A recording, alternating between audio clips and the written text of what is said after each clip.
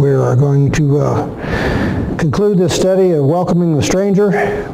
For those of you that are visiting with us, we've attempted to look at the immigration situation in the United States from a Christian perspective.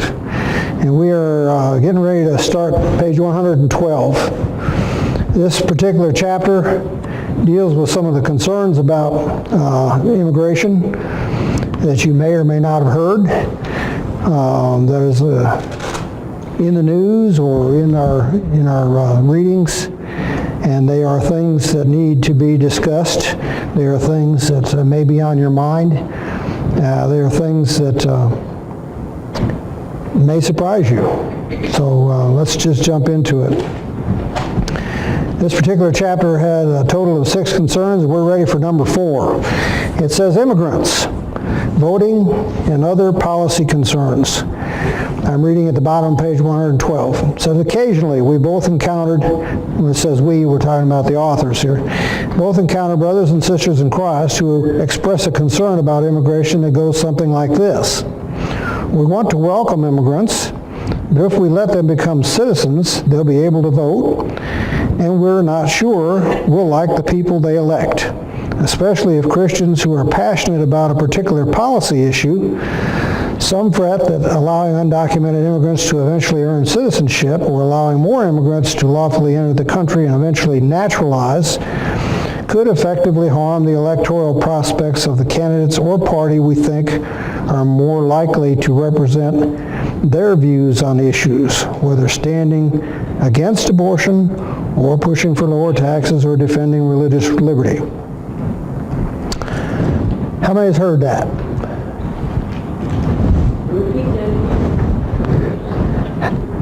How many believe that unchecked immigration is going to change the electoral process unfavorably? Well, isn't basically the reason most of them are coming is looking for something better? Yes. So they're not coming here to bring what they already had to us. They want what they think we have. By and large, they're looking for a better policy in terms of employment or reunionization of a broken family. Yeah. A lot of them are here literally looking for freedom from physical harm. Let's explore this a little bit just by seeing what the book has to say, and we'll go from there. So I'm down about the next to last paragraph on 113. We'll skip some of this because it's pretty political. For those for whom this is a primary concern, it's worth noting that on many of the social issues and that motivate most evangelical voters, immigrants, particularly Latino immigrants, who represent nearly 80% of those who are undocumented, would actually be political allies if they were eventually allowed to vote. Take their view on abortion, for example. 51% of U.S. Latinos believe that abortion should be illegal in all or most circumstances, compared to only 43% of Americans as a whole. But Latino immigrants are actually significantly more likely to express pro-life views on the question of abortion than U.S.-born Latinos. Why is that?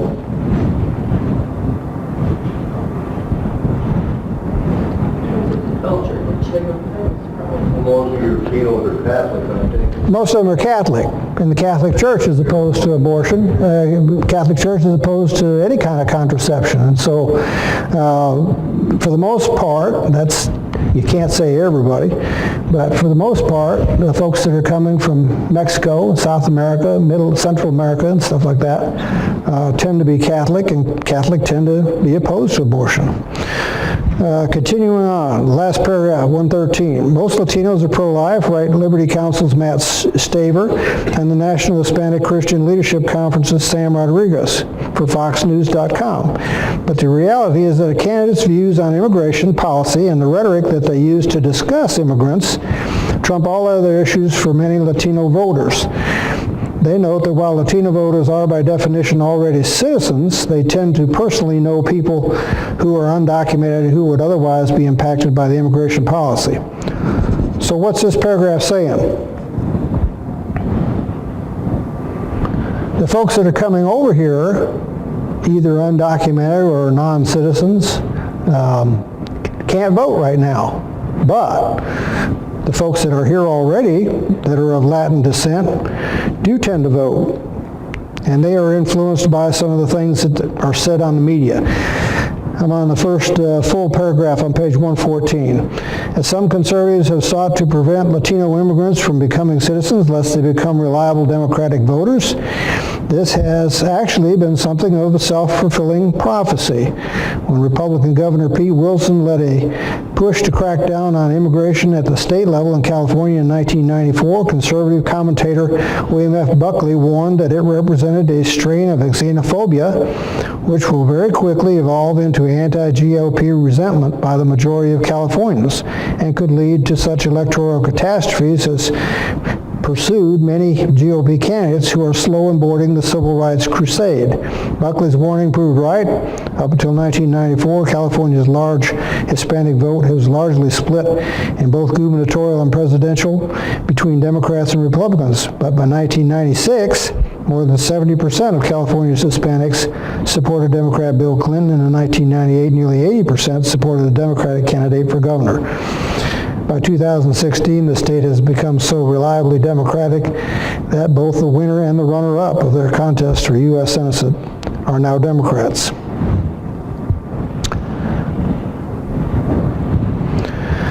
In contrast, in Texas, when Governor George W. Bush pushed back against anti-immigration proposals like those Wilson pursued in California, the Republican governor won fully half of the Hispanic vote of Texas in 1998. Bush, who subsequently advocated for comprehensive immigration reform, including an earned path of legal status for undocumented immigrants, in his presidential campaign won 44% of the Hispanic vote nationally in 2004, far higher than any Republican presidential candidate previously or since. Stop and think about this. If we systematically restrain a race or nationality of people from employment and family reunification, what is the message that we're sending? We don't want you here. Isn't that right? And we're not supporting the freedom we claim we have. After all, they have just a freedom to make their choice just the same as we do ours. Absolutely. It's kind of like abusing a pet. Okay? If you abuse a pet long enough, it's going to turn on you and bite you. We that have been here all of our life, and the people that have lived in this country all of their life, have had differences of opinions from the beginning. And isn't that part of the beauty of our country? Yes. Freedom. Yes. I mean, part of the basic freedom we have. The United States has been a melting pot since its beginning.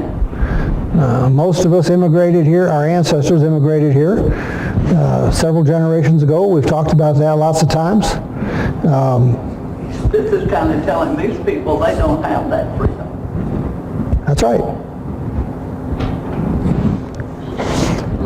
Any thoughts? All right, let's jump right into the hornet's nest here. I'm on page 115. Concern number 5, immigrants, crime, and sanctuary cities. Many Americans associate immigrants, and especially immigrants in the country illegally, with crime. We all want to live in safe communities, and it is appropriate to expect our government to protect us from those who would do harm. While it may seem like a technicality, it's important to note that unlawful presence in the United States is not a crime. It is a violation of civil, not criminal law. And then they explain what they're talking about. While unlawful entry in the United States can be a violation of a criminal statute, nearly half of the undocumented immigrants entering the country illegally, since nearly half of undocumented immigrants entered the country legally and overstayed their visas, it is simply not accurate to state that all illegal immigrants are criminals.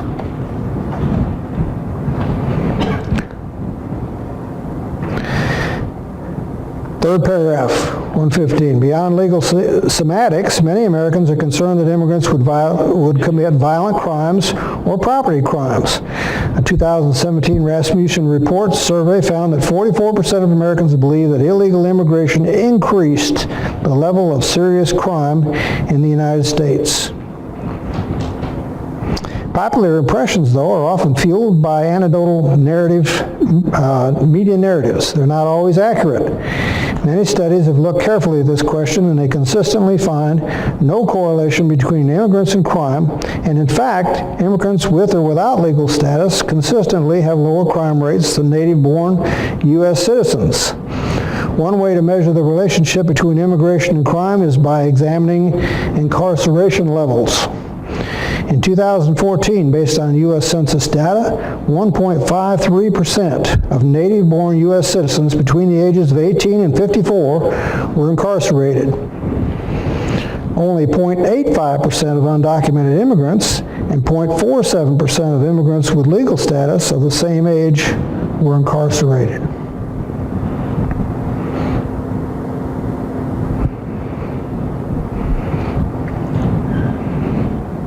So the facts don't hold up. Yes? Well, whenever you use percentage to count anything, the largest number you start with will have the largest percentage. The smallest number you have, the smaller your percentage.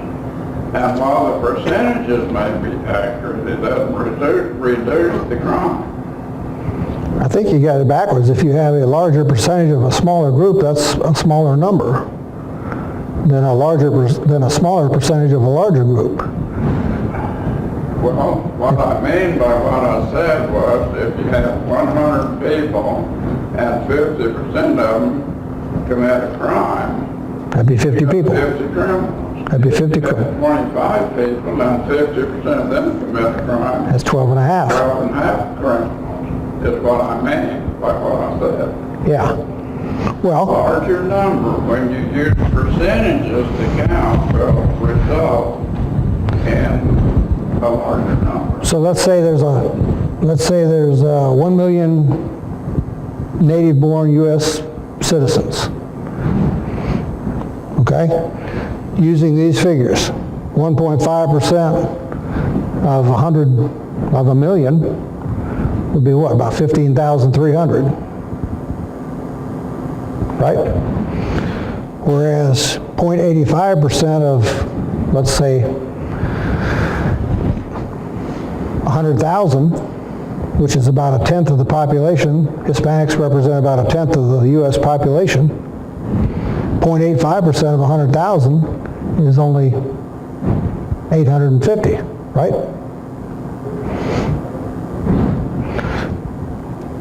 So a big percentage of a bigger group, a big percentage of the native-born is going to be larger than a small percentage of a smaller group. Okay. Yes, you're right. Percentages tend to change perspectives, and they can be misleading. And this is just one study. Okay. I'm on the bottom of page 115. It says, if undocumented immigrants disproportionately caused crime, we would expect crime to rise along with illegal immigration, both nationally and in particular communities. Instead, the opposite is true. From 1990 to 2013, while the number of undocumented immigrants in the United States more than tripled, FBI data shows that violent crime dropped by 48%. Property crime dropped by 41%. A separate study looking at 103 particular communities around the United States found that violent crime rates tended to decrease as metropolitan areas experienced gains in their concentration of immigrants. Once again, statistics can be taken out of context. One particular city could experience more crime than another, but in general.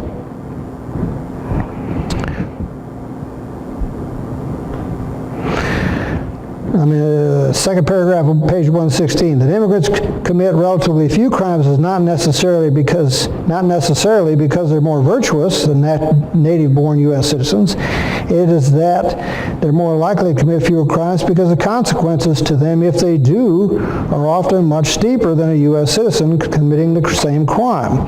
If, as a U.S. citizen, we were to steal a candy bar in the state of Indiana, we would be committing a misdemeanor. If convicted, we would likely get off of paying a fine. But if an immigrant with legal status without legal status, I think is what they're trying to say, were to commit precisely the same crime, they would then face immigration-related consequences beyond the criminal penalties. They would likely be found to have committed a crime involving moral turpitude that would put them at risk of deportation.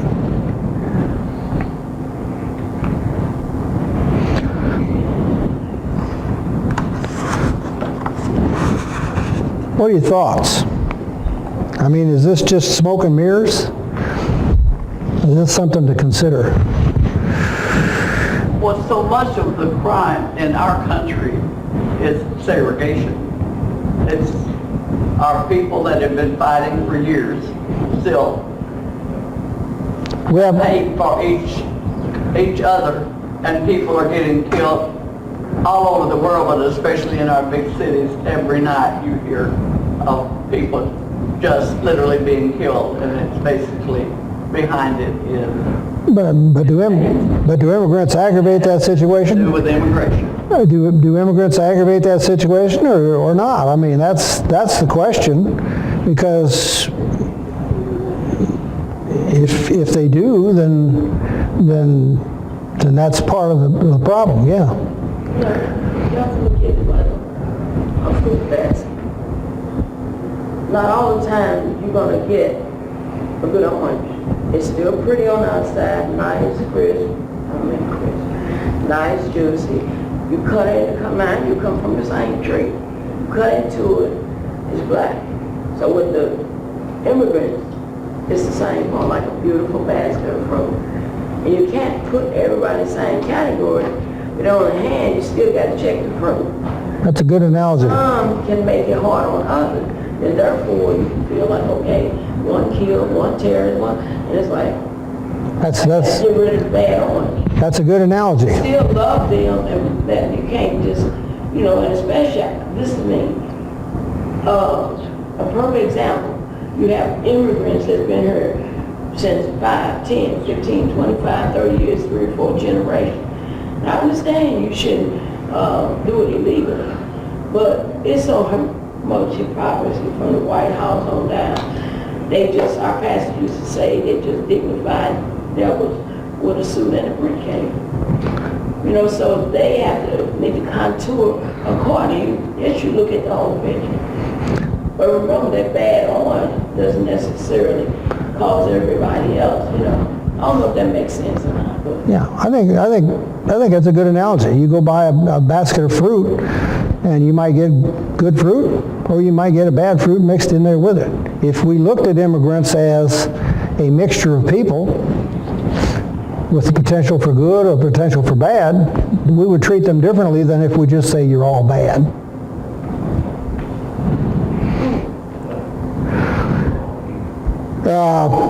I'm in the middle of page 116. It says that immigrants are generally very careful not to commit crimes because of the consequences could be so stark as a good thing. But when immigrants who lack legal status are afraid to interact with police, when they are a victim or a witness of a crime, which they likely will be if local law enforcement officers are or were merely perceived to be tasked with detaining anyone present unlawfully, it creates a serious public safety problem. This is the lead up to sanctuary cities here. We really feel like when we have immigrants or immigrant families who live in fear of deportation, they're going to be less likely to report crimes or even come forward as witnesses to crimes and work with us to assist in investigations, notes Police Chief Chris Magnus of Tucson, Arizona. Last paragraph, page 116. To build trust within immigration communities, many local law enforcement agencies have enacted policies that prohibit police officers from asking anyone about their immigration legal status, in most cases unless and until they are convicted of a significant crime.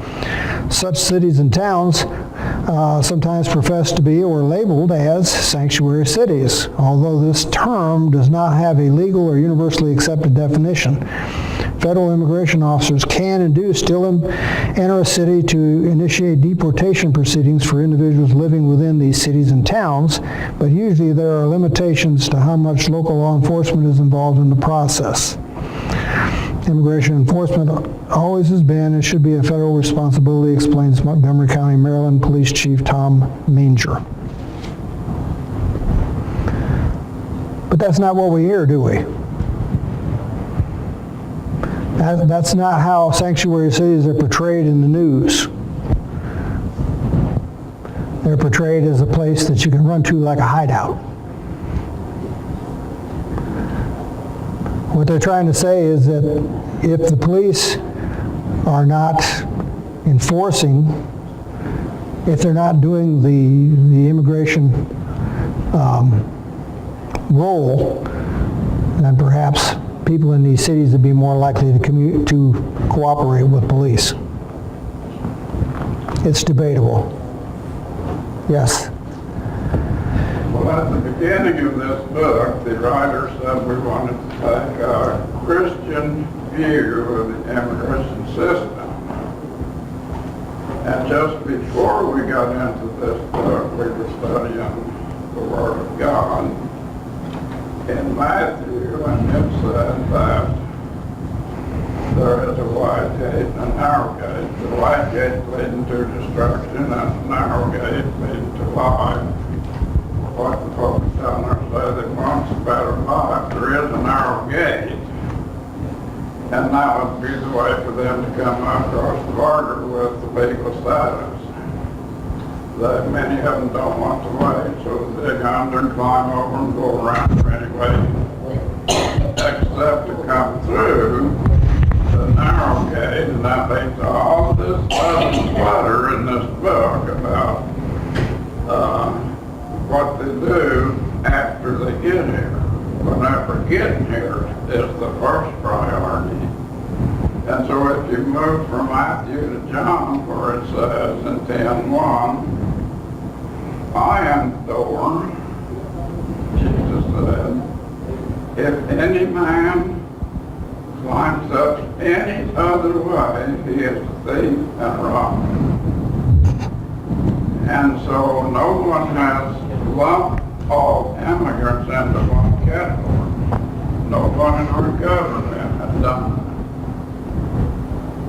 that. And, you know, not so long ago, for an example close to home that you can see, a man, I was outside here stopping to walk, and a man fell down over across the street there, and I didn't see him fall, but I heard the noise, and the first thing I done is went across the street, helped him out, helped him get his feet back on dry ground. That's the first thing I done.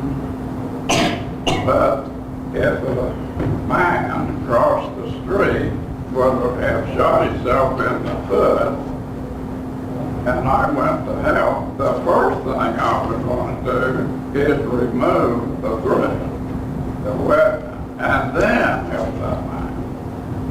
And so these immigrants, as we like to call them in this book, they put themselves in that difficult position.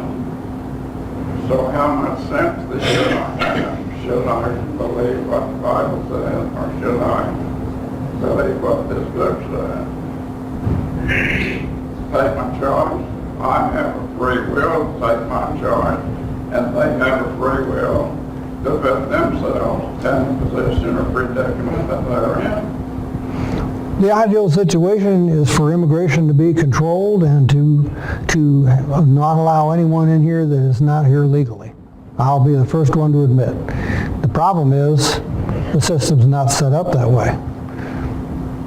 The system is set up with intentional roadblocks to preventing people from pursuing legal immigration. So, you're right. There is a right way to do things. There is a legal way to do things. There is a Christian way to do things. But part of that narrow path that you're talking about for a Christian is recognizing that people deserve an equal chance. Rather than lumping them into a category that we do not want to deal with. It's almost like, I'll talk to you as a human being because you walk through that door and you sit there in that pew and you listen to my class. But if on the other hand you sit out here in your car, I'm not going to have anything to do with you.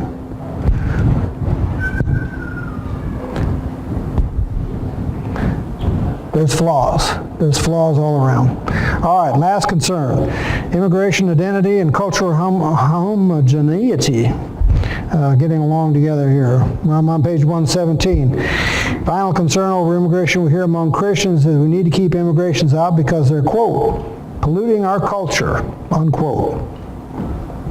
They do not, it is said, share our American values. People from other countries and cultures, by definition, are, of course, going to look, talk, and to some extent live differently from people of the majority culture in the United States. While many have already come speaking English, other immigrants take years or even decades to master the language. Others, especially those who arrive at older ages, never learn to communicate in English, and many Americans are frustrated by the increasing prevalence of Spanish and other non-English languages they hear on the streets and in the communities. Out of this frustration has grown a movement to declare English the official language of the United States.